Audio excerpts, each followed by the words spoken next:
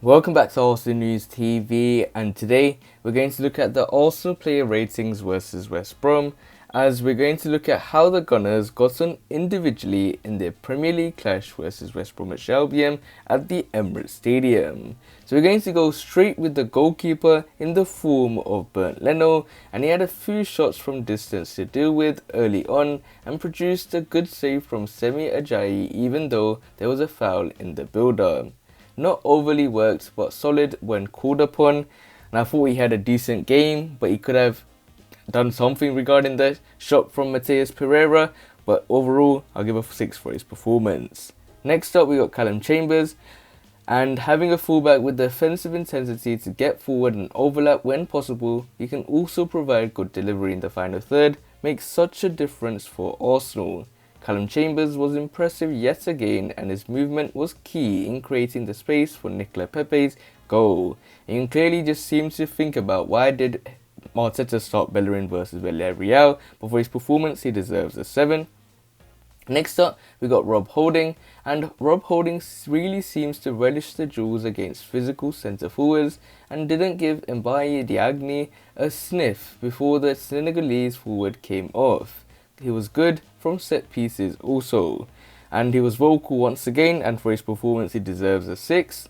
Next up, we got Gabriel Magalhaes, also dealt well with the physical threat West Brom posed and was good at playing the ball forward to Bukayo Saka in the inside channel quickly where possible as well.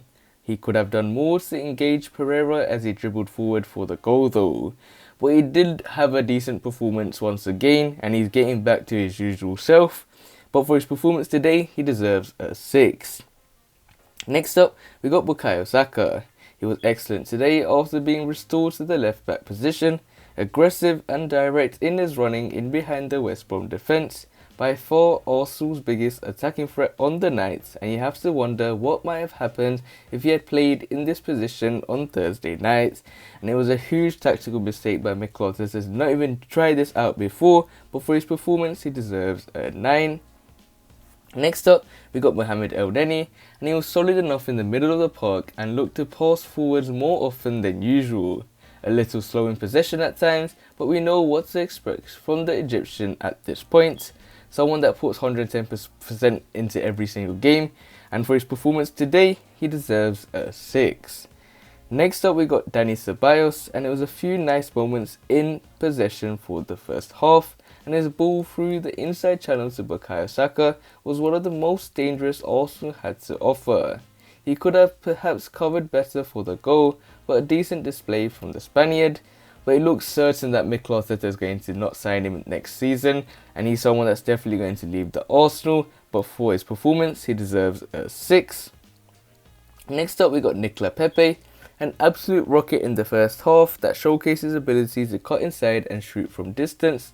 He struggled to get beyond Townsend as much as wished in the second half though, but still worked hard throughout. And you can clearly see that he's starting to get into a good run of form, but this is the wrong time to get in a good run of form. But hopefully Mikel Arteta keeps playing him, and for his performance today, he deserves a 7. Next up, we got Emil Smith-Rowe, a sensational display from the 20-year-old whose movement was something West Brom simply couldn't handle. His first Premier League goal was the cherry on top of a performance that leaves you salivating about what he will be able to do on a regular basis next season. And he is someone that has turned our season around, or we would probably be in the same situation West Brom is right now, but for his performance today, he deserves an 8. Next up, we got Willian, and he created more chances than any other player on the pitch in the first half and did a decent job of feeding Bukayo Saka. He began to fade in the second half, but finally breaking his goal-scoring duck for Arsenal with a sublime free kick more than made up for it.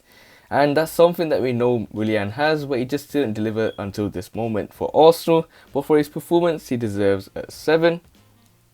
Next up, we got Gabriel Martinelli, and was interestingly chosen as a centre forward for today's game, but didn't quite do enough to suggest he should be there regularly going forward. Often dropped too deep to receive the ball, while his movement when in the box wasn't quite good enough. You can clearly see that he's more of a left winger, so for his performance he deserves a 6. Next up, we got the substitutes, and we first got Alexandre Lacazette, His movement was far superior to Gabriel Martinelli once he came on, and showed decent hold-up play as the pressure also increased late in the game, where you can clearly see this guy has been playing the position for a very long time compared to Gabriel Martinelli, but he did do his duties well, and for his performance today, he deserves a 7. Next up, we got Kieran Tierney, and he looked a little off the pace as he chased Matheus Pereira back for the West Brom goal, while Arsenal's attacking threat diminished once he took over from Bukayo Saka at left back. But you can clearly see that Kieran Tierney is not back to match fitness yet so far, but for his performance today, he deserves a 6. And finally, we got Thomas Partey, and he was solid enough after coming on when Arsenal needed to see out the game, following a bit of West Brom pressure, and he did do what he deserves to do, and what he did was pretty much hold the ball, don't do anything stupid, and make sure that he gets a standard performance and a standard score from me, where he deserves a 6. So these are my player ratings for the Arsenal players versus West Brom. Mikel Arteta made some key changes by bringing in Bukayo Saka in the left back position, which has worked very well, but you always wonder the question, why did he not make this tactical change when Kieran Tierney was injured and go with something simple? And he tried to overcomplicate it with trying to put Granit Xhaka, and he just made it more worse for the Gunners. And now it's pretty much saving your season, and for Mikel Arteta to see which players deserve to play, which players deserve to stay, and which players deserve to leave. And if Mikel Arteta is going to be backed until start of the next season and given an opportunity maybe until the end of this year, then you have to wait and see what Mikel Arteta was going to do in the summer transfer window. He's very serious about this massive overhaul in the summer transfer window, about this ruthlessness. You have to wait and see what Mikel Arteta has planned up. But hopefully it's big changes, because we need big changes. For me, we need a big change from top to bottom. But even Mikel Arteta for me is someone that should be changed. But we have to wait and see what happens. Could he impress me? Let's wait and see. But other than that, guys, remain blessed. Stay tuned for the next video, and peace.